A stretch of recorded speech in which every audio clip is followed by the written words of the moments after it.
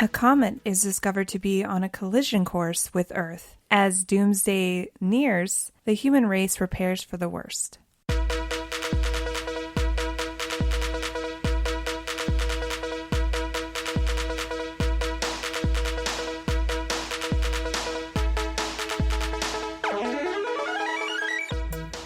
This is Ryan. And this is Ashley. And this is Ruining Our Childhood, a nostalgic weekly podcast where a married couple rewatches and reviews our favorite 90s and 2000s movies to decide if they hold up to our adult standards. That is our podcast. And that was a mouthful. I felt like it was trying to rhyme. Maybe it was me the way I said it. It's like the human race prepares as doomsday nears. I'm like those two words do not rhyme at all. They don't rhyme, but they don't flow either. Yeah. Well, I don't know if those are necessarily, they're not written to be read out loud, I guess. Yeah. They're just written to give the reader or the viewer a sense of what the movie means. Yeah. Or movie is, but still. They want to give you 2 lines. Here's a summary of a 2-hour movie. Yes. Works for me. Hi. How's it going, guys? Welcome back. Welcome back to another great episode of Ruining Our Childhood. It's been a week. It's a big week. Is it a big week? It's a big week. Why? For the first time since we've come back and we've been doing weekly polls, a movie that Ryan backed won. Yeah? Big time. Big week. Very excited. Took a long time to get here, guys. This week, guys, we're doing the 1998 classic Deep Impact, and as Ryan said, he won. Yes. And to be honest with you guys, I expect more gloating out of him, because you're a big gloater when you win, or when you do something in general. You love to talk about it. Are you implying that you've heard about me and my brother winning wrestling trivia more times than you care to count? I was there. Exactly. And you still hear about it. Yeah. That, and if you're like, I cooked breakfast once this week. That time I made spaghetti back in 2013. Yeah, that was on CNN. It was. So yeah, congratulations, Ryan, because it's a big deal. It is. Yeah. When we get to the loser tournament, it's gonna be 15 movies that I picked competing for the number 1 spot. And you know what? It'll be the day after tomorrow be the biggest loser, because it was the one movie you picked that is in that poll. You think it's going to be the biggest loser? Yeah, when we set up the tournament. I'm confused by your logic, but okay. Yeah, it'll be the last one. Oh, okay. So it'll be the biggest loser. We'll see. Okay. We'll see. I don't know. So, hit us with some 1998 facts and we'll, talk about the movie like we always do. Like we always do. We're going to go ahead and take a trip down memory road. This movie was released on May 8th of 1998. It had a budget of $80 million, and it made $349.5 million. Whoa. Big TV shows from 1998 were ER, Friends, and Frasier. Of course. The number 1 song the week the movie came out was Next, Too Close. A couple other popular songs were Brandy and Monica, The Boy Is Mine, and Celine Dion, My Heart Will Go On. Yeah. Yeah. Yeah. Sorry. I was just thinking about The Boy Is Mine and how that was my literal jam. I say that a lot. I know. Mm-hmm. But anyway, that proceed. Was a very popular song. Popular movies that came out in 1998 were Saving Private Ryan, Armageddon, and There's Something About Mary. Which one do you think was more popular, Armageddon or this movie? Oh, Armageddon. Okay. For sure. I remember watching both of those movies. Mm-hmm. And obviously they have very different plots, I think. I mean, in the sense that the world's going to end and there's a meteor, right, coming at it. Mm-hmm. In Armageddon, spoiler alert, don't they stop it? Yes. Well, Bruce Willis sacrifices himself, and there's like a drill, and he sacrifices him for your boy. They get miners to do something in space instead of teaching scientists to be good at drilling, or oil drillers. They get oil drillers and send them to outer space rather than just teach some astronauts how to actually drill into it. Yeah. Which Ben Affleck was nice enough to point out to Michael Bay. And he points it out in the commentary. Yeah. I think the DVD commentary. And he's like, and Michael Bay told me to fuck off. Yeah. God. But, so, what's your earliest memory from this movie?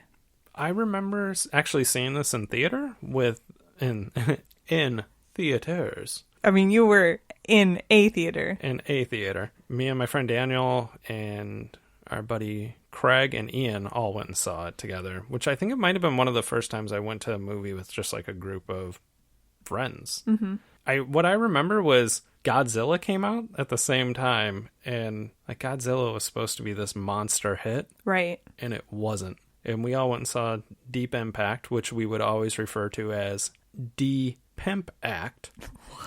Why? I don't know. I think it was Ian figured out if you just shift the spacing around, you get this much funnier name. Sure.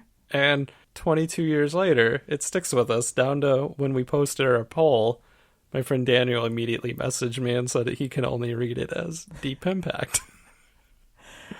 14-year-olds. Yeah, that's exactly right. We were 14-year-old kids. I did not see this in theaters. Shocker, I know. Mm-hmm. But did you watch it with your brother? Probably.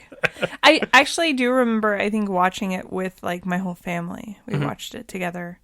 And the only thing I really remember from this movie was that it scared the shit out of me because I felt like it was something that was real. Because at the end, I mean, like, I guess it's a happy ending from what I can remember, but shit happens. Yeah. People die. Yes. A lot of people die. So I didn't like that as a kid. No. But I liked Elijah Wood because of... The only other movie I really knew him from at the time was North, which you've never seen, which is weird. Mm-mm. Let me know if anybody's seen North, because that's an amazing movie. I think this might have been, like, my introduction to Elijah Wood. Really? Maybe there's another movie that came out when I was a child that I'll be like, nope, it was that one. He was in a lot of movies. Yeah. Even when he was really little. Mm-hmm. But maybe. I don't know. I'm going to pull up his IMDb and be like, nope, definitely remember this movie, this movie, this movie.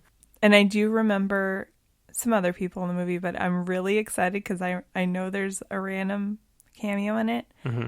And I don't think you remember that this random person's in it. So I'm excited for you to see it.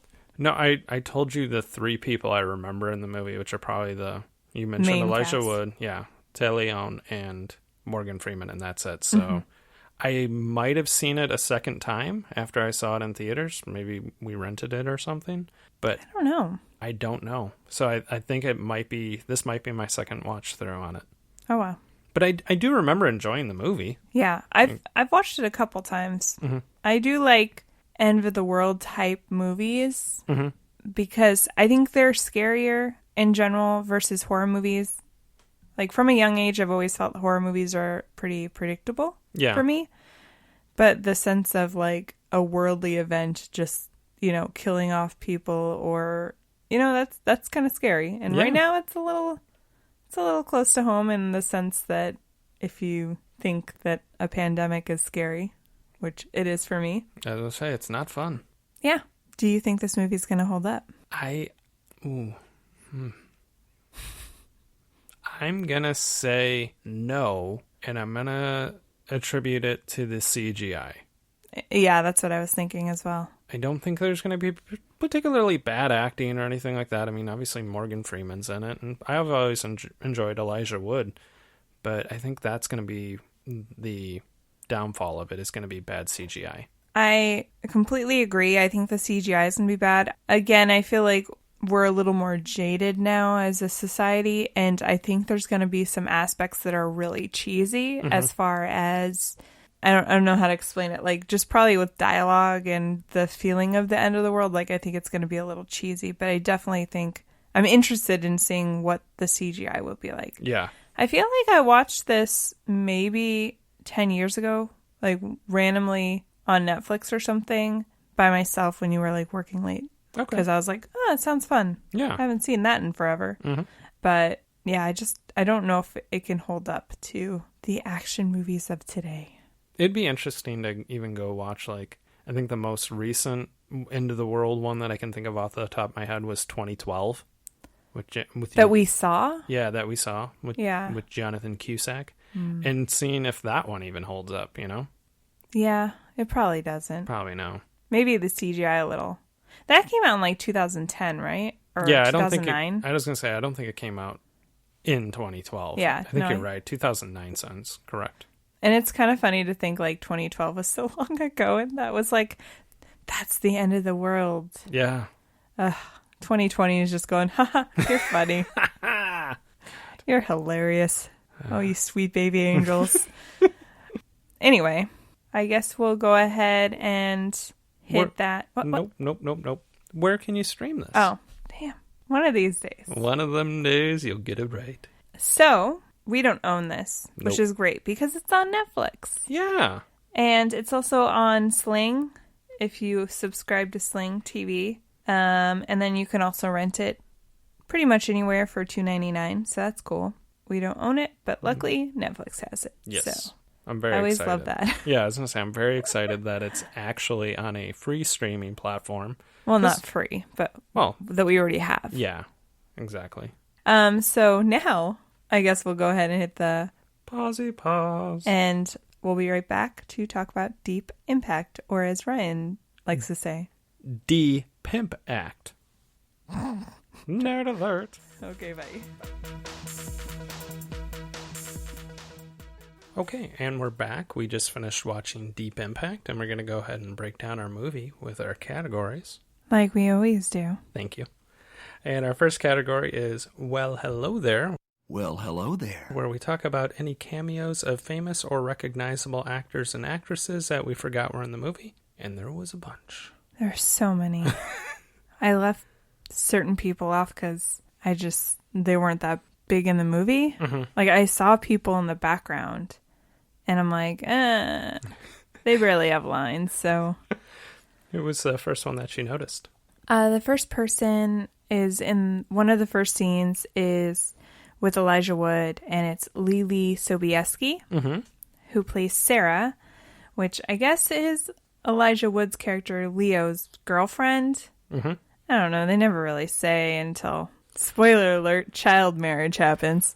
Because I was kind of under the impression maybe there was that little bit of a crush going on, but then they accelerated it. Yeah, because I feel like in the beginning, she says something about another boy, and he was like, oh, you're really going to do this with him? Like, maybe they were just friends at that point. Yeah. But, you know, time accelerates. I did see, though, that in the trivia that their parts were bigger in the original cut, but because I guess an early special preview was released and it didn't test well with audiences, so they actually cut back their scenes. Really? Which makes sense because they're actually really not that much in the movie for Elijah Wood being, I guess, credited higher than some other people. I think I had it in my head that they played a much bigger part in the movie. Yeah, So when I kind of watched it, I was like, they're really not in that much of this. very, very true. Yeah. Who was your first one? My first one was Mike O'Malley, Yes. who, when we were little kids, he was the host of Nickelodeon Guts. Oh, yeah. But he plays Mike Perry, who was Leo's science teacher. But he was Kurt Hummel, I believe, On Glee. on Glee. His dad. Yes. And what was he in recently? Oh, The Good Place. Yeah. He plays the gatekeeper between the judge and Earth and stuff. I always liked Mike O'Malley. Me too. Yeah. My next one was Tia Leone. Mm-hmm. And she plays Jenny, who is, at the beginning of the movie, she's like a researcher for like on-air talent. And then she gets a promotion. But she's been in a bunch of things. We've talked about her. She was on League of Their Own. Yes. Bad Boys, Madam Secretary. Yeah, definitely. I'm trying to think of things that she was in that we didn't mention, but you mentioned the movie that we just did, Yeah. and then also the two main things that I remember her from. Also, this. Fun with Dick and Jane, Oh, a Jim Carrey classic. yes. I don't know if it's a classic. I always liked it, though. I always liked that one as well. I think I only saw it once, though. I think I might have saw it twice. Oh, would. I remember I had a coworker that would imitate Jim Carrey singing I'll Believe I Can Fly endlessly, and it drove me insane. Fun. Yes. Who is your next one? My next one was Vanessa Redgrave, who Yes. played Téa Leon's mother, Robin. Jenny's mom. Yeah. Jenny's mom. And I recognize the name, but she's not been in a lot of things that I've seen. I looked her up. She was in Murder on the Orient Express, and I believe she won a Tony Award for driving Miss Daisy. Yes. Yes. And she's Natasha Richardson and Jolie Richardson's mother. Yes. Yeah. She was in Letters to Juliet and Atonement. Thank you. That's what the two I wrote down. Okay. Which I definitely remember seeing Letters to Juliet with you. Yeah. And I don't think I've ever seen Atonement, though. It's a depressing movie. I watched it by myself. Mm-hmm. You were working on Graveyards. We were living in the apartment. And I watched it because it had James McAvoy and Keira Knightley. I do love me some McAvoy. And Saoirse Ronan. Ooh. A young, very young Saoirse Ronan. I think that was like her first like famous movie. I'm just laughing about when my brother asked if her name was one word. That's what I was laughing at. Saoirse Ronan. Yeah, it's like, is it just one word? And yeah, it's a depressing movie. Mm-hmm. Anyway, my next one is James Cromwell, Mm-hmm. who plays Alan Rittenhouse, and he is the Secretary of Treasury who retires randomly early, and it kind of gets Jenny on the story thinking that there's some sort of affair scandal happening within the White House. Mm-hmm. But she unwittingly happens upon this bigger story about... Fun fact, there's a comet Yeah. heading towards the Earth.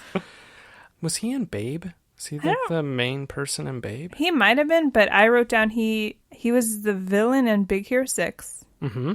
And he was in The Green Mile. And he's been in a bunch of stuff. Yeah. But those are the two things that I can place him. Oh, excuse me. And by excuse me, I hit the table. I don't know why I said excuse me. I was like I burped or something. Did you just fart? Who is your next one? My next one was Maximilian Schell. He played Ginny's dad, Jason. Yeah. And I'm going to go to his Wikipedia real quick because I totally forgot everything that he was in because I didn't write it down. I looked at his IMDb and I could tell he must have been pretty famous like back in the day because all of his pictures were from when he was younger. Mm-hmm. And I always feel like then you were probably like old Hollywood if your main pictures are, really young. Looks like he won the Academy Award for Best Actor back in 1961 for Judgment at Nuremberg. Okay. And then he also won a Golden Globe and he's won an Emmy. He looks like he was pretty famous. Yeah. So, starred in a movie with Brando called The Freshman. Okay. Interesting. Yeah. Do you ever think, because I couldn't pick that guy out of a lineup, do you think in 30 years there's going to be people that are our age talking about some random actor that was really popular for like a couple years, but then kind of... Like a Josh Hartnett? Yeah. That would be a good one that I could see. Like he still acts, yeah. But he was everywhere for a second. Yeah, for like a 5-year period, he was uber famous. Yeah. And then, I definitely think that's going to happen to some actors. There's people that are timeless like Leo and Brad Pitt. Well, they've like surpassed their household names. Yeah. Where they're not going to be bit parts in action movies, but there's going to be some people that are really famous for us. But yeah, I'm gonna bank on Josh Hartnett. And I sometimes I even think about people that are super uber popular right now, and if in 10 years they're going to still be that way, or if they're going to be one of those people that just like fading in and out of obscurity. I don't want to be the negative person and think that about people, but I know there's going to be people like that. Who's your guess on? Because there's people, the High School Musical people. Okay. Like, 10 years ago, they were household names. Right now, I don't know. Ashley Tisdale's not a huge name. And in 10 years, is she still going to be even acting or stuff like that? That's true. Or getting I guess parts. Zac Efron, out of all those guys, Yeah. are probably the most notable household name. Definitely. That's true. Now I feel bad because I'm like crapping on people that I don't even know. Yeah. Well, that's what we do here on Ruining Our Childhood. That's what we do. I don't know any of these actors. My next one was Richard Schiff? I don't know. He plays Leo's dad, and he's from The West Wing and The Good Doctor, and he's been in a bunch of TV shows and movies. But I think he's more famous for The West Wing. Okay. So, He wasn't even on my list. oh, Yeah. One of the parents that was on my list is Denise Crosby, who played Sarah's mom. okay, yeah, she did look familiar. She's Bing Crosby's granddaughter. Oh. So she's pretty famous there. What was she in? Big thing was she played Tasha Yar on Star Trek The Next Generation. She was in like 27 episodes. Still acts. She was a series regular on Suits. Okay. Yeah. I was going to look her up, but then I was like, I'm getting overwhelmed by the amount of people in this cast. Yeah. I mean, it's going to happen because it is a ensemble type story, like multiple storylines. They're all dealing with the same event, but they're, there's too many people. I hate when they don't bring them all together. Which they don't. They don't. Like, there's no scene where Morgan Freeman, interacts with Elijah Wood. Yeah. Tia Leone does interact with Morgan Freeman, but she doesn't interact with, I guess, Robert Duvall's character, who I'll say, I guess, is next. Robert Duvall. Do you want me to just name all the people on his NASA team? Because there's a bunch of people. Yeah, the NASA team who, when they came on screen, Ashley literally had to pause the movie because the NASA team is like 5 famous actors. Yeah, Jon Favreau, Mary McCormick, Yes, Ron Ellard, who I think is a award winner I believe so. for Drop Dead Fred. Not a good one, I don't think. No. I think I gave him my KG. Yeah, give him the KG. And Blair Underwood. Yeah. And then there was a Russian actor, or I don't even know if he was really Russian. I think he was. He played a Russian astronaut. Yeah. So, yeah. And Jon Favreau, Happy Hogan from all the Marvel movies and directed Iron Man and Iron Man 2. Yes. Mary McCormick played one of the astronauts, and the big thing I remember her from is playing Howard Stern's wife in Private Parts. Okay. She had a show on USA. Yes, she did. I She can't played remember what it's like a spy. Yeah, like a CIA agent or something like that. It's not Burn Notice, No, but that's a different it show. was one of those. I can see her. And she's been in like bit parts in a bunch of things. And then Blair Underwood's Blair Underwood. Google him. In Plain Sight. Yeah, that's what it is. There you go. One of those USA shows that has got a weird generic title. Yeah. Who was your next one? Ooh, let me get back to my thing and get off of Mary McCormick's Wikipedia. My next one was Mark Moses, who played one of Ginny's coworkers at MSNBC. And I kept looking at him thinking he was Ted Stryker from Airplane, because he looked like him, and he was just in Homeward Bound for us. But he played, I believe his name's Duck Phillips on Mad Men, Oh, okay. and he was on Desperate Housewives. Yeah, Mad Men. Okay, I know who you're talking about. He was the younger one? Yeah. Is he the one that threw the stick down and was like, figures, and walked out? Yes. Okay. Yeah. Yes. He was one of the ones, I think there was 2 other people in the newsroom, maybe 3, that I didn't even name because I was like, they look familiar and I probably could find their names, but they barely had a line. Yeah. And I was just like, I don't have the time right now. I don't get this. This isn't called Well, Hello There podcast. It's just an hour of cameos. Just naming famous actors that were in this movie. Yeah. Who was your next one? Kurtwood Smith played Otis, who was basically like the head of NASA Control. Is that Yes. what it's called? I don't know. Basically, yeah. Red Foreman from That 70s Show. I mean, come on. If you've ever met my father, he's the living embodiment of Red Foreman. Yeah. Yes. He will call you a dumbass very easily. No. And he was more recently on The Ranch. And he's been in a bunch of movies and such stuff. Never watched The Ranch. Yeah. I know it's got Dax Shepard on it, and I like him. Well, I think he's on it now. Yes. He replaced Danny Masterson. Yeah. Awkward. Awkward. Awkward. Very awkward. But Ashton Kutcher's on it. Yeah. Eliza Cuthbert, Yes. who we like. Yeah. We like all those people. Happy endings. Good show. My next one, which I came to find out was the person Ashley was so excited for me to see. There is a very young Jason Doring in this, who plays, ironically enough, Jason. They're like, we're not going to change your name. Who is one of Leo and Sarah's classmates. Yes. And Jason Doring is Logan Eccles from Veronica Mars. Yes. He's a household name in our house. We're big fans. Yes. We're big fans. And he was so... He like had pimples on his face. He's kind of chubby, had a bad bowl cut. Yeah. God. He's so good looking now. Yeah, that was a good one. My next one was Michael Winters, who I believe is just listed as NASA guy on the credits, but he plays Taylor Dosey from Gilmore Girls. Who I didn't even recognize. He doesn't have a beard. Yes. And he's, not annoying. 7 or 8 years younger than what Yeah. he was on Gilmore Girls. Only like 2 years if you think about it. Yeah, exactly. So, I don't know. Yeah. I just didn't recognize him probably for the lack of beard. I was trying to look up somebody else's name, and I happened upon his name. I was like, that name looks familiar, and I clicked on it, and it was him, and I was like, oh, I must have missed him. But then literally like 2 seconds later, he was on screen. I was like, oh, okay. Did you have anybody else? Yeah, my last one is Christopher Darga, who is literally just credited as section leader. He was the person that boarded the bus when they get to Missouri. Yeah, and he just looked kind of familiar. talks. Yeah, and that's what I was like, oh, this guy looks really familiar. I looked him up. He was in Bruce Almighty and Dude, Where's My Car? He's a bit actor. But something I didn't know about him is, do you remember the show Most Extreme Elimination? It was that MXC.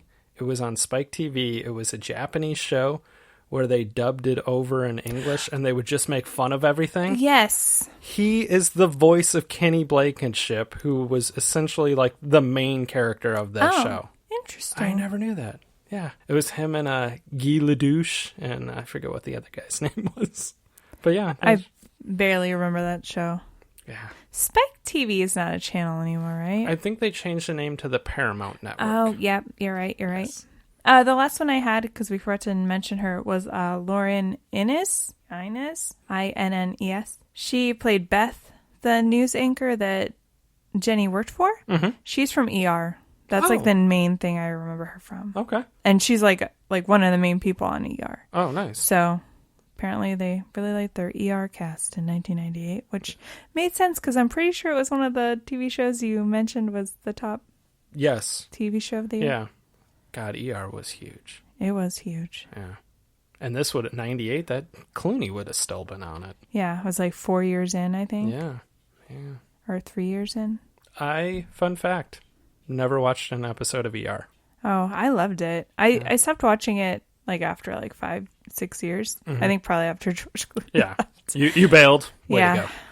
But like we said it before, it was a lot easier to get out of shows because you had no way of watching them if you were busy. If you missed the episode and you didn't record it on a VHS, and God help you if it's episodic and it's, if you miss one episode, you're going to be kind of lost because there's actual storylines to follow. I think ER kind of weaved in and out, kind of like Law and Order, where they did focus on like the doctors and stuff, personal stuff, but they also really mostly focused on like the patients and like the one episode arc type thing. But it's been such a long time since I watched it. But the episode you would miss, that would be the one where, fun fact, one of them got shot. That's true. And that happened. Yeah. Was it, what was the actress that was always in all of the like Lifetime movies? Kelly Martin? Yeah. She dies. Spoiler alert. Well, way to go. No, I'm not going to watch it. No, I don't know. Were you going to watch ER? No, I'm not going to watch it. Did you have anybody else? We mentioned Morgan Freeman, right? So yes, and Morgan Freeman's been in a lot of things. Yeah. I don't know if we have to elaborate on Morgan Freeman. No. Are you ready to move on to our next category? Yes. The next category is called, kids would call it a throwback, we call it the prime of our teens. And in Ryan's case, 14s. I see what you did there. Fashion, offensive jokes, and dated references. I have to be honest, I don't have a lot in this category. Me neither. I got the technology on lockdown for the next, but there was a lot of technology. Yeah. The fashion, it was basic 90s fashion. Yes. Tia Leone's character wore a lot of pants, suit, skirt combos. And Lily Sobieski had some bad choppy bangs. Yes. Which we probably all did at that point. I had some bangs that I remember in 6th grade when they were really popular, like the really like curled, voluminous bangs, and then I let mine grow out too much, so then they kind of swept inside, and girls made fun of me for it. Yeah, I mean, I'm not holding it against them. No. Years later, if you saw them, you wouldn't say "fuck you" and then just pretend you don't know them. That's what I would do. That's what I would do. Yeah, I didn't have obviously bad female bangs, but I had the worst bowl cut you've ever seen. I've seen it. Yeah. Like I couldn't get the part down the middle like everybody had. So mine just everything went forward. Oh. And it looked bad. But then when I got older and I grew out my hair, totally parted down the middle. I just didn't try hard enough. So Ryan's hair right now is super long because he hasn't gotten a haircut, and I've trimmed it up a little on the side so it doesn't look completely crazy, but I can see your hair when there's a lot of volume on top. It doesn't know what to do. Yeah. So that would make sense that it just kind of was like, I'm just going to fall forward. Mm-hmm. Yeah. It looks nice today, though. Thank you. And just imagine how much hair I had when I was a teenager. Yeah. Yes. That's a lot of hair. Yes. Yes. Did you have any offensive jokes or dated references? I didn't have any offensive jokes, but my dated references at the very, very beginning of the movie. This guy realizes there's a comet coming towards Earth. Right. And he quickly gets in his car and he's going to drive to mail this thing to the planetary department to let him know. And he gets hit by a semi-truck. And the semi-truck driver was drinking Jolt Cola. Oh, I didn't even notice that. Yes. Which I remember me and my brother drinking a 6-pack of it and going to like a lock-in at this... It was like a all-night thing where we went and played mini golf and batting cages, and we drank a bunch of Jolt Cola to stay awake. I don't know. Was it a church thing? It was. I figured. I mean, there wasn't a lot of lock-ins that weren't church. Yeah. But luckily all my friends were there, because they would all just go to the fun things that church did. None of them were Catholic. Same, man. Yeah, I didn't really have anything. I did put... So at the very end of the movie, spoiler alert, they are able to blow up the comet, but there's still one piece that they had separated earlier. Yes. And still heading for Earth, hits the Atlantic Ocean, and New York is inevitably the first to be engulfed in the water. It's a complete loss. Yeah. But they do show the Twin Towers, which is a dated reference in a way, because this is obviously pre-9/11. Yeah. So... It's weird when Yeah. you see it in movies. I was going to say, when we watch SVU or something, Friends always had clips of it, and you're like, oh, yeah. Yeah. What's that? So, but that's all I had. I think, honestly, and I wrote it down in this section, was I realized the movie doesn't have a lot of dialogue. It's mostly scenes of people reacting to bad news after bad news after bad news. Yes. And a lot of dramatic music. Yeah.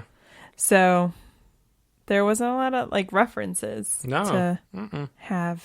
Do you want to move on? Yes, we shall.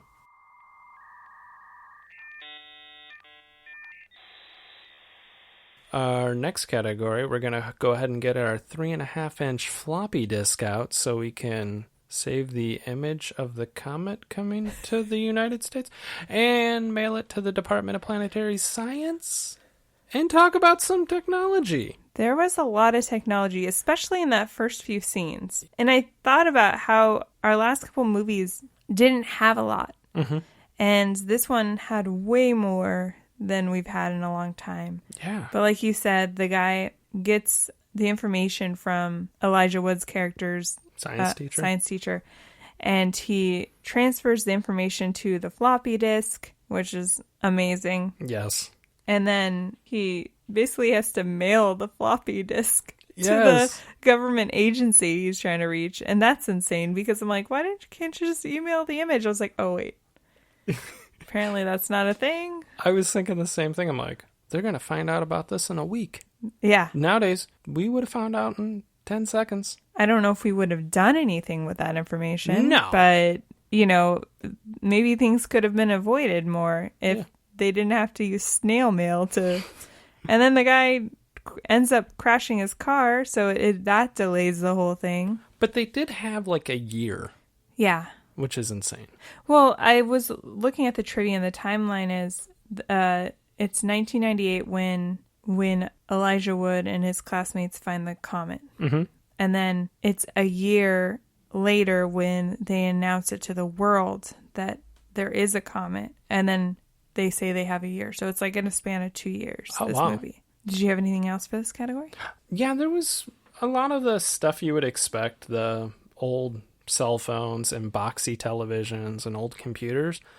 But one thing that I thought was funny is when Leone's character is trying to figure out what this L is. Yeah. She does a Google search, and her first search, which it wasn't Google, it was web browser search or something like that. Yeah. Her first search turned up 4 responses, and the next search turned up 1. Yes. You can't search anything on the internet and get 1 response. You'd have to search like incoherent gibberish for them to be like, there's nothing. And even that would get you 5. Yeah. I did think it was funny that she Googled, because when she's still on this quest to find like this person that she thinks is having an affair with either the president or the secretary of treasury, she thinks their name is Ellie. And so it's ELE, which stands for Extinction Level Event. Yes. And I thought maybe they should have named it something else that wasn't so Googleable. Googleable?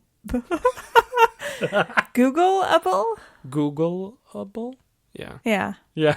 That's not a word, but you know what I mean. I know it. It'll be a word in 10 years. I mean, it kind of is. Yeah. You know, she just searched it, and it took like 2 seconds to figure out that that's what they were talking about. Yeah.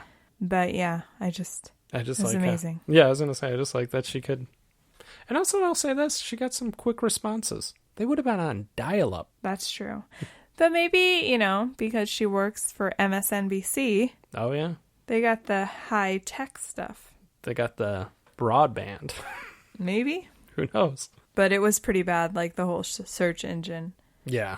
I did like going back to the beginning scene where the astronomer is going to mail the pictures. And the reason he gets into a car accident is because he's trying to dial on his brick cell phone. Yes. And he's trying to dial, and he's looking at his cell phone, and, you know, crashes in with the truck. And distracted driving, guys.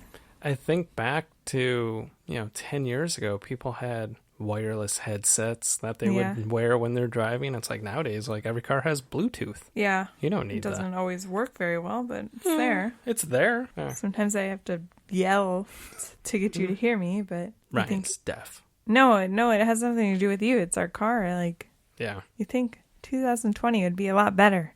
Yeah. You know? Did you have anything else? I did not. Okay. I thought I had something else, but I realized I put something in the wrong category. So. I did want to note that the musical score is very, very dramatic. And they use the same thing over and over again. It was at times so out of place how dramatic it was. Like we talked about when Jenny's doing her search to figure out what ELE is.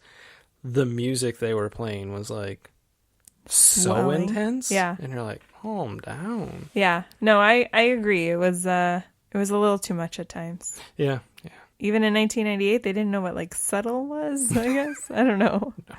No. We have nice background music, super intense. Those are the only options we have. Yeah. Do you want to move on? Yes, we shall.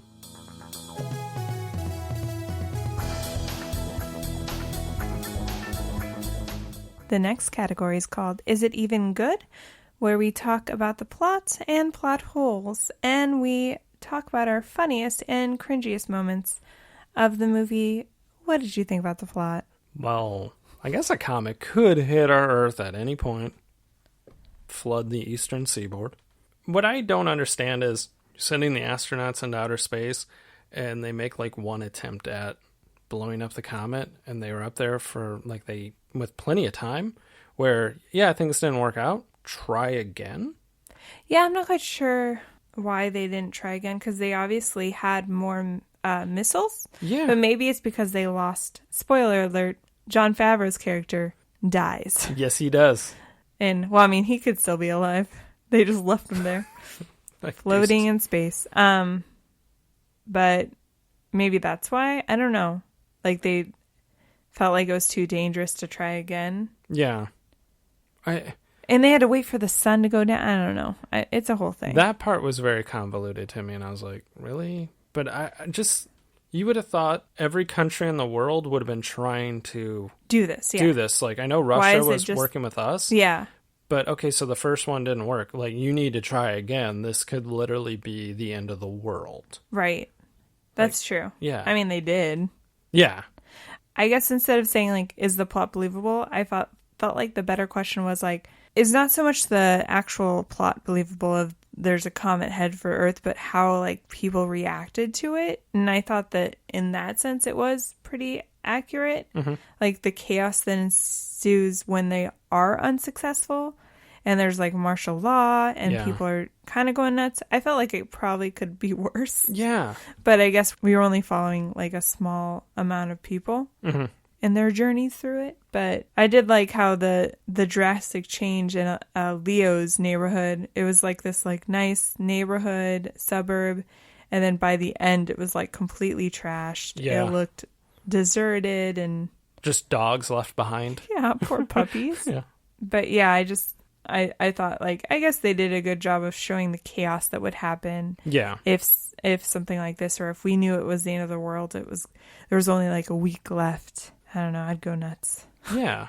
I don't think I would be that calm. Well, we can talk about it in plot holes, but I did have like a little note about the calmness of some of the main cast. So like Tia Leone and her father, like she has a whole thing with her dad. She's just not happy with him. She wants him to get back together with her mom. Yeah. Which I'm like, how old are you? Even are you though 12? Yeah, she's gonna parent trap him. Even though he had just gotten married. Yeah. And she even said it to him in front of his new wife. Yeah. Like, they don't explain what happened between her parents, really, other than, like, he probably left her for a younger woman, I'm guessing. That was because she hates her dad. But at the end of the movie, she's like, her mom had committed suicide. Mm-hmm. They don't really say it exactly, but she totally did. Because she wasn't picked. And, you know, one of the rules was anybody over 50 was not going to be picked, which is shitty, but I guess not surprising. I was going to say, I did think that was kind of insane that they only can take 1 million people, and unless you were like a doctor or an astronaut or some sort of worker like that, if you were over 50, you weren't even considered. You know what? They did say 1 million people, and the math didn't add up for me. They said that 200,000 people would be scientists and people that could help us get through. Yeah. Restarting the world, basically. And then 8,000. 800. Oh, I thought they said 8,000. No. People were being picked by random. I was like, what the fuck? What is it? You said the thing can hold 1 million people. And it sounded that makes like, so much more sense. It sounded like they said every country was kind of doing their own thing. Yeah. So there was going to be, essentially just 1 million Americans, or maybe do 50,000 people in the UK that were all put into a bunker, and these people are going to restart the world. Right. Yeah. I'm glad. I was just like, what's happening to the rest of the... like, you said there's room for 1 million, and you're only taking 200,000, 8,000? Yeah. You're like, that's... I can't say numbers, apparently. What was one of your plot holes? We talked about the situation with the astronauts and why there wasn't another attempt at, or repeated attempts at blowing up the comet. The other part about the astronauts that I thought was interesting is when they have their, liftoff and they go, they're just in polo shirts in the cockpit. They're not in like spacesuits or anything. I thought that was odd. It's casual day at NASA. But then obviously when they go and land on the comet, they're in big, huge suits. Yeah. Yeah, I agree. That's a little weird. Mm-hmm. Because every other movie you've seen, they're in spacesuits. Yeah. Yeah. What about you? One of the things that I thought was pretty funny was, so obviously Leo is the first one to discover that it's not a star or a planet or anything. Like, he discovers it. His teacher sends the picture to an astronomer, and the astronomer discovers, like, oh, this thing could hit Earth. But of course, the astronomer dies in that car accident. Mm-hmm. But for some reason, the government, when they're announcing it to the world, they think that Leo's an astronomer that also died in the car accident. So they call it Wolf. What's his last name? Biederman? Yeah. And I guess like the government's like, we're not going to check on that to see if there's only one body in the wreckage, but cool. We're not going to do our research on that. And it turns out it's a 15-year-old boy. Yeah. The whole car accident scene is a bit over the top. Like when when it's like rolling down the embankment and then it burst into a massive fireball. Like right away. Yeah. And like you said, so you think 2 people died, but you only recovered, or did you recover a second set of bones? Yeah, they never explain how. So obviously the picture or the package, the floppy disk exploded in the wreckage. I guess whoever like replaced him at the astronomy tower maybe found the information again, but they never explained how they got the information. I could see maybe he left his computers on or something, and they came in and they're like, oh, but yeah, no, they don't. They don't explain that at all. Another one, you brought it up, but I'm going to steal it, was you would think they would evacuate, the eastern seaboard. Right. Basically, at the beginning of the movie, after it jumps 1 year, they announce, Morgan Freeman's character, President Beck, announces that there's a comet coming for Earth, but we have a plan in place to essentially explode it. And if that doesn't work, we have a plan B. I don't even know if he said they had a plan B. Mm-hmm. They were really just hoping that the first plan would work out. But they said how they would assume that it's going to hit, the ocean. It could send a huge tsunami. Yeah. So wouldn't you want to, especially when you kind of knew after like a couple months that their plan had failed. Yeah. And you knew the stuff was headed towards, wouldn't you want to evacuate slowly? Get people away from there. Yeah. Because I do know he does get up there and say, like, when they have blown up the comet and made it 2 separate comets, he's like, the one part's going to hit in the ocean. And he says it's going to eliminate New York and Boston, blah, blah, blah. And then the second comet's due to hit Western Canada. And that one's going to essentially wipe out life. Because he was like, we're going to have 2 years of darkness. Plant life's going to die and all this. But I'm going, put out a precaution. Maybe you just go, hey, guys on the East Coast, let's get away from there. Or we're just, if we know something in 2020 is people don't believe in stuff until it personally affects them. So then those people that were walking down a street in New York reading a newspaper while the tidal wave is crashing into them. Into it. They're probably like, man, maybe I should evacuate. Oh, I'm dead. That's pretty much, there's probably more plot holes, but that was most of the ones that I had. Same. What was your funniest line or moment? And was it meant to be funny? It was not. You kind of mentioned it when the big tsunami is rolling through NYC and people are just walking. Yeah. But the highlight for me is there's an old guy just sitting on a bench reading a newspaper. And then he gets just waylaid by a 3,000-foot tall wave. He did. Yeah. That's amazing. You have to think that if you're somebody over 50 at this point, you're just like, whatevs. That's true. You're like, well, they said I'm not worth living. I'm going to just enjoy my day. Mm-hmm. Read my paper like I always do. The parallels between being a 50-year-old in Deep Impact and being a 70-year-old in our current world are stunning. Yeah, I mean, there are some parallels you could draw. Mine was just, at one point, Leo, when he proposes to Sarah, because his family gets selected to be one of the people that goes into the mines in Missouri, which I'm like, they have no guarantee that place is going to be safe. If the NASA team didn't sacrifice themselves to explode the large comet. Yeah. I just don't see how that would have worked out. But anyway, he's like, I'm the famous Leo Is it Biederman? Biederman? Yeah. And I haven't used my fame for anything. It just kind of was a silly line. Yeah. And rewatching this movie, like we said, they aren't really very much in the movie. No. His storyline doesn't really interact with anybody else that much. So it was just kind of stupid. But I don't know, it just made me chuckle. It's almost like a Harry Potter line of, I'm the chosen one. Yeah. I haven't used my fame for anything. Lily Sobieski should hit him with a book. Exactly. What was yours? Or what What was your cringiest? There you go. I keep going back to the Messiah space stuff because there's quite a bit where I thought they did a decent job at simulating people on a spacecraft, and they're kind of just floating around on the spacecraft a little bit. But there was a scene where I felt like they turned gravity on and off, where Blair Underwood is standing, and then all of a sudden they hit the button, turn the gravity off, and Blair Underwood's legs float out from underneath him. So he's kind of doing this thing, and then all of a sudden they're like, okay, go ahead and turn it back off. And he was back to standing. Yeah. What are you guys doing? What's happening? Are you guys in space? Are you not in space? Yeah, like this is just cringy. Mine was also something that happened on the spaceship when Captain Tanner, Robert Duvall, tells the Russian NASA scientist, he's like, sit down, it's gonna be okay.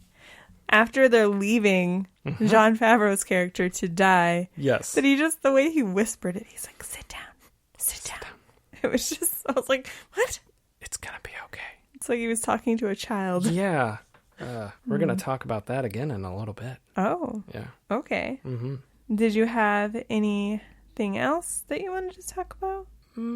I'll save it. I did want to touch on the CGI. I thought actually the CGI was very good. Yeah, it wasn't bad with the exception of the comet. Yes. Because the comet a lot of times just looked like it was a picture. Yeah. There was, I don't know what I would assume comet should look like a flame ball. And there was a lot of times where you just see it, I'm like, it just looks like somebody took a picture of it and dragged it through outer space. It's like, what is that? I did think like the spaceship for the most part was really good, the flying through space, but when they did land on the comet, that's when it got a little dicey. Yeah. But I thought even the waves weren't bad. No. They didn't look too cheesy. No. I didn't give them enough credit. I was very skeptical, and I thought they were going to be crappy CGI, and it was not. I'm assuming this movie cost a lot of money in the CGI department. If it still looks good, 22. Well, like you said, they kind of saved some money on the screenwriting department and put all the money into the CGI. I do feel like the only people that had a large amount of lines were Tia Leone and Morgan Freeman. Yes. And Morgan Freeman, I just was renaming him President Bad News because he was literally always giving bad news. That's true. Except for the very end. When he gives some good news. Yeah, when he's slight good news. I mean, we lost a bunch of people in cities, but we didn't all die, so that's cool. Yeah, we're okay. Could you imagine Trump giving all those speeches with the same amount of empathy? Yeah, no. Mm-mm. God. Yeah. He would somehow make the comment, try to reword it as if it's a success that it's coming to hit. Hey, it chose Earth. That means Earth is number one. He'd call into Fox and Friends, talk to him about it. He'd be like, it could have chose any planet, but it chose to hit ours. That should show you something. Ugh. Or he'd make it about himself, and the comet's hitting the Earth to get him. Yeah. It's gonna hit New York, and that's where I'm from. So, anyway, did you have anything else that you wanted to? No, I do not. Should we move on? Yes.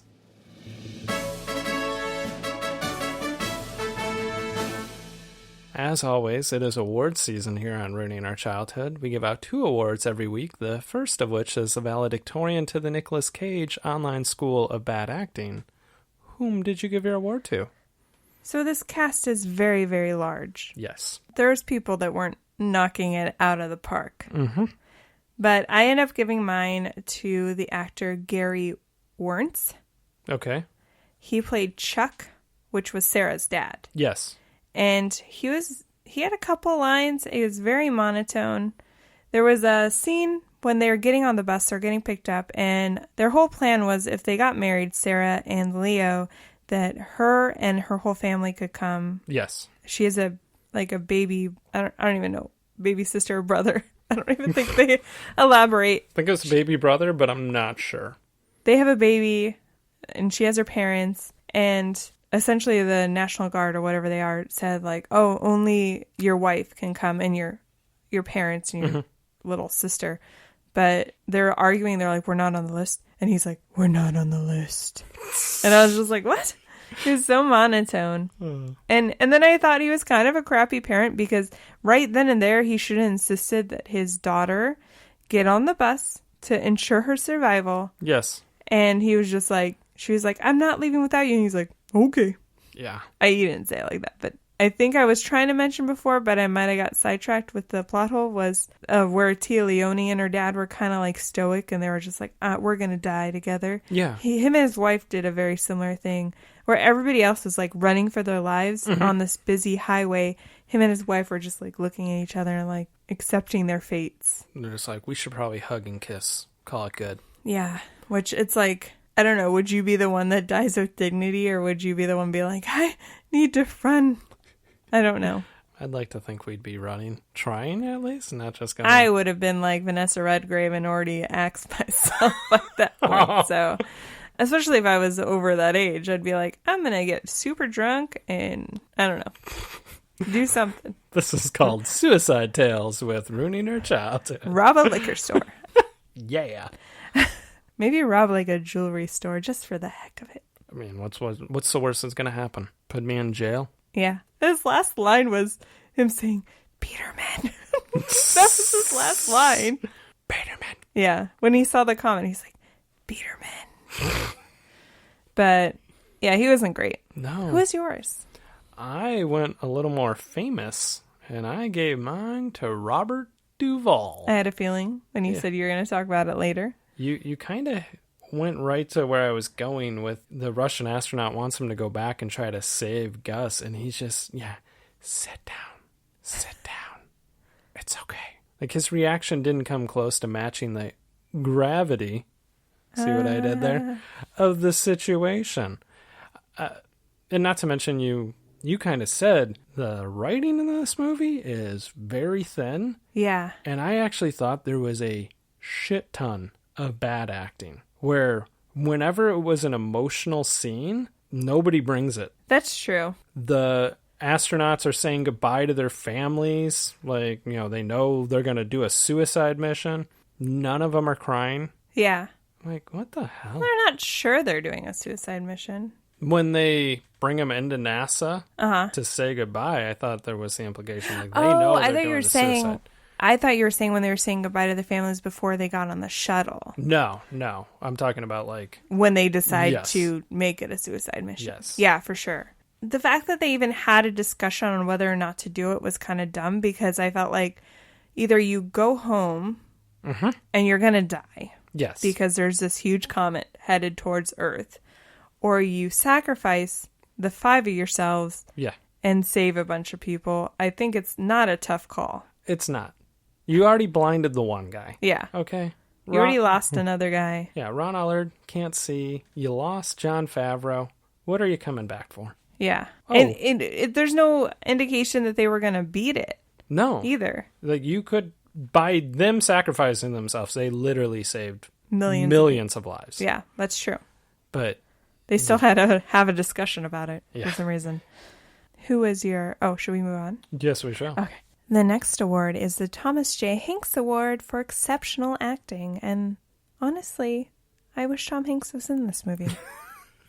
There were so many people in this movie. Yeah. Who was your pick? I gave it to Morgan Freeman. You kind of mentioned earlier, he is the antithesis of what we have as an actual president. He was calm in the face of danger. He was a reassuring figure to the country, which is what you need.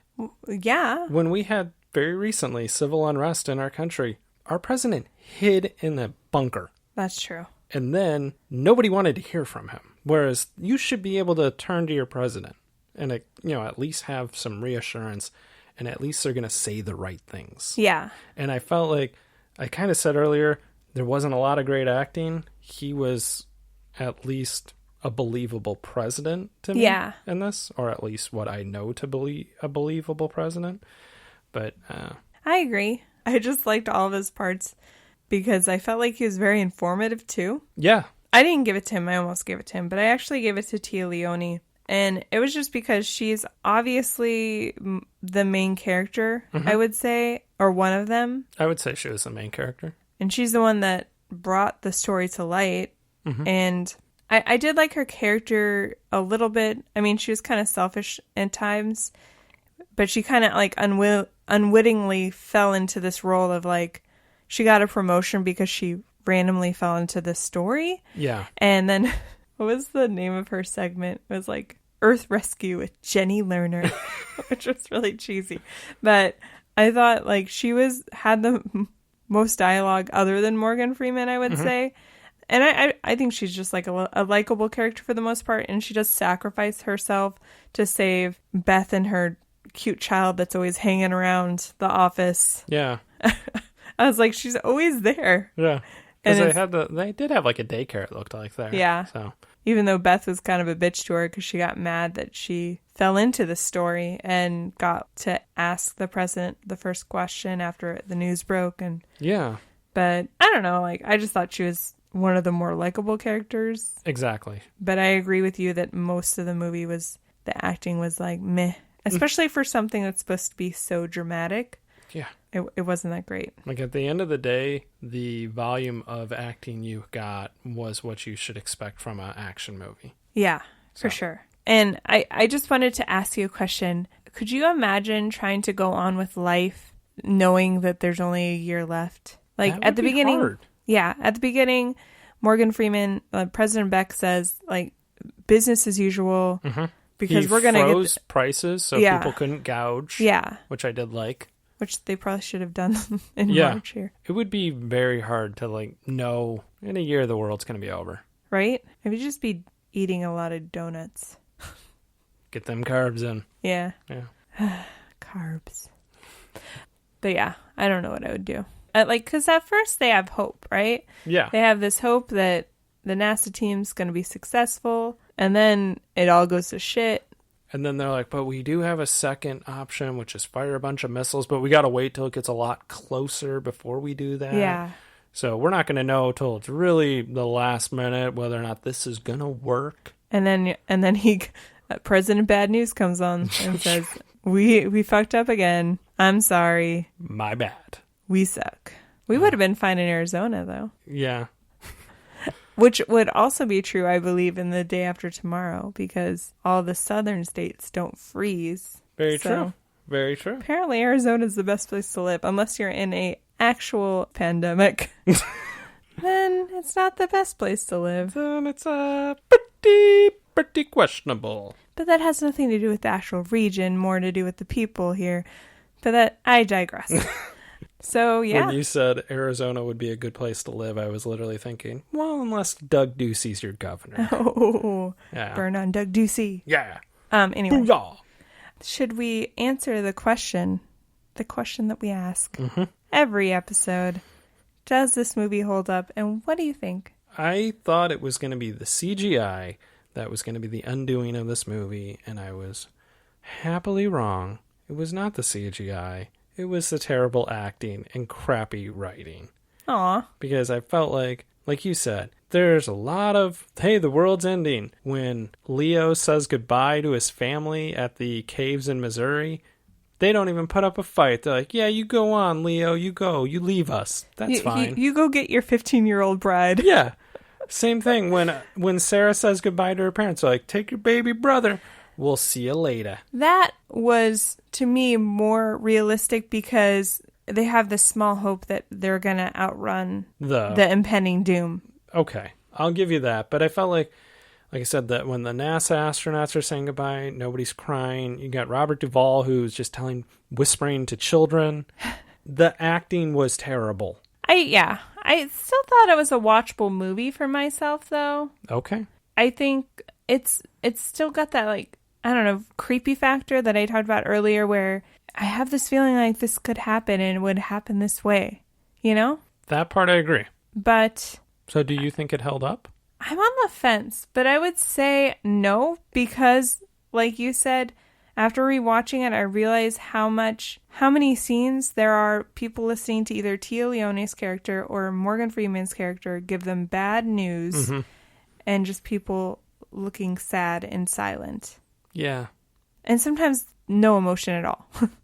Very true. I don't know. But overall, I could see myself watching it again in a couple of years. I could watch it again, but I didn't think it held up. Yeah. Okay. Yeah.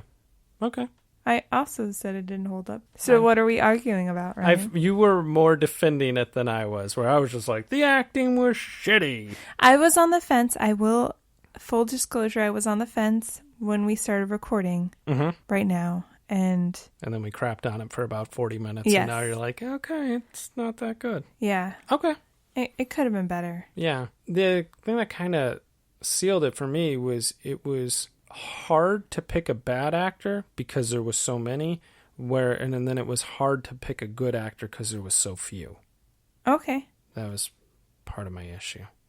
Okay, Ryan. Ryan, okay. Thank you. If anybody's confused, we both agree this movie does not hold up. Correct. But if we're going off by our scale that we still haven't figured out a scale for, it's less Biodome Yes.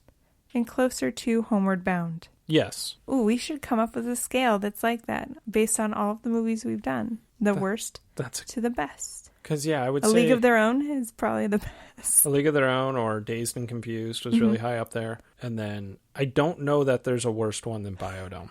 It was pretty bad. Cruel Intentions was pretty fucking bad, too. Speak for yourself. I don't know. I can't remember what I gave that. But, yeah, it's not even close. Biodome's hands down the worst we've ever done. Yeah. So, yeah. Thank you for listening to our nonsense. What are our, what's going to be the poll this week? I don't know. Okay. Let me check. Do, do, do, do, do, do, do. Do, do, do, do, do, do, do, do, do. Okay, I got it. Do, do. Next week, it's a poll brought to you by Eddie Murphy. Ooh. And the choices are Dr. Dolittle and The Nutty Professor. I'm just looking forward to doing a well hello there for Nutty Professor, where it's just like Eddie Murphy, Eddie Murphy, Eddie Murphy, Eddie Murphy. Playing everyone. I feel like this is another one where we kind of just came together and like, those are the two choices, Yeah. but who are you going to throw My hat behind? Yeah. I'm going behind The Nutty Professor. Okay. That's what I'm going behind. I definitely, growing up, liked Dr. Dolittle better, so that works out. Okay. Because animals, obviously. Yeah. They were both good movies from what I can remember. I remember seeing them in theaters and enjoying them, so I'm looking forward to whichever one wins. Because also I haven't seen either one in ages. Yeah, I agree. I don't know the last time I saw one. Well, sounds good. So you can vote on that poll starting Wednesday. And if you're listening to this, months down the road, we probably have a poll Wednesday through Saturday. Go check it out and vote. Because your vote matters. And it's going to be Facebook and Twitter, and then on Friday we throw it up on Instagram. Yes. So on the stories. Yeah, for shows. So thanks again for listening, guys, and we'll talk to you later. Bye.